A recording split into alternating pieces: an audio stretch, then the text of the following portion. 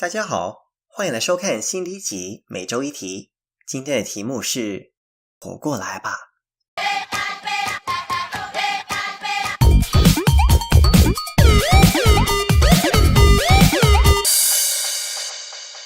我小时候非常喜欢画画，不管在哪里，我一定会带着我的笔记本，画出我想象中新的创作。长大之后呢，我开始忙着从事我的学业，随着生活变得忙碌，慢慢就不再画画了。近年来又开始画画，发现绘画是一种可以处理并发泄我情感的好工具。今天想用画画的方式来跟大家分享新的题目。其实我开始做这个 YouTube 频道的其中一个原因，就是为了自我发现。这就是为什么很多之前的题目的内容是这么广泛，因为我还是在努力的试着重新找回我真正热情的所在。对我来说，我们的童年总是充满了对世界的惊奇和兴奋，我们似乎是前途无量，而且我们的梦想不断的在变得发展成熟。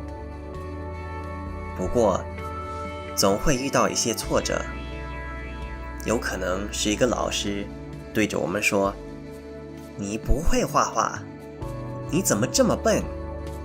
也许是我们的父母对我们说，你不够好，或者你是个失败者。就是过了好几年，心里还是能听见这些令人伤心的话语的回音。这种熟悉的痛感，我也非常了解。不知不觉，我们开始拥有这些别人所说过的话，自然而然，这些谎言也就变成了我们自己的思维，也就变成了我们放在自己头上的限制。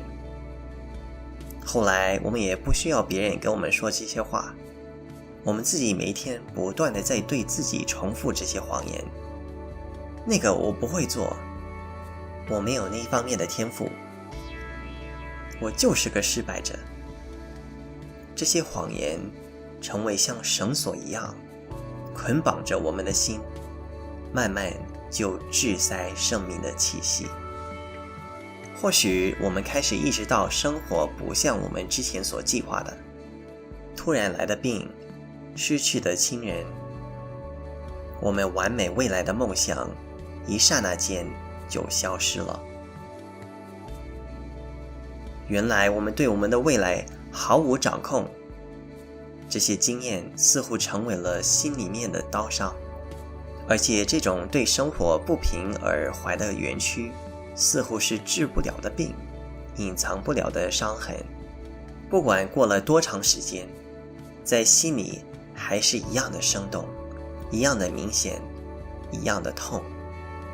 我自己也有很多这样埋在心里别人对我说过的伤心话，是我不管多久想试着把它忘掉，不管多少次求问了神把这个伤口赶快给医好，还是没办法解脱的。通常最令人伤心的话是来自我们最崇拜的人，最亲爱的人。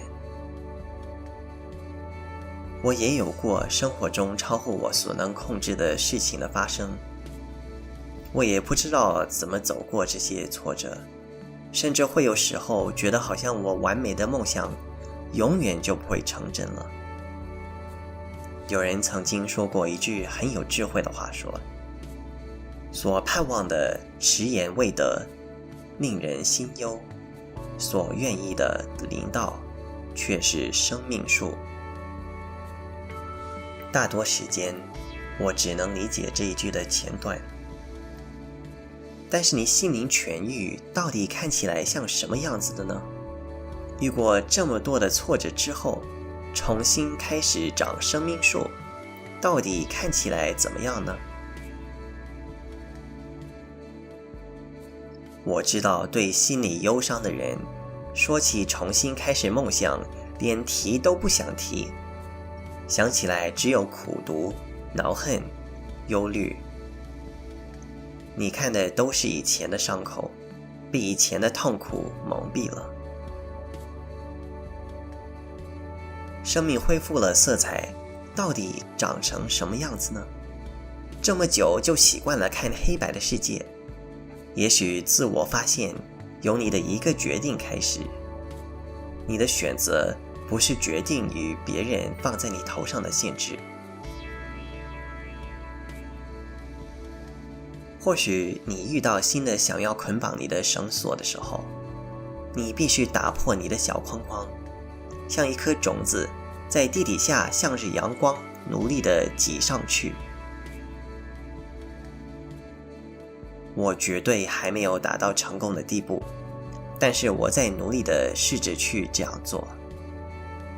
而且在我的软弱中，在我所不能的范围之内，有上帝在帮助我，赐给我力量，能够完全痊愈。我能听到他微小的声音对着我说：再次活过来吧。我也非常希望你们每一个人也都能听到他鼓励的声音。让我们一起来胜过以前一切缠累我们的重担，再次活过来吧。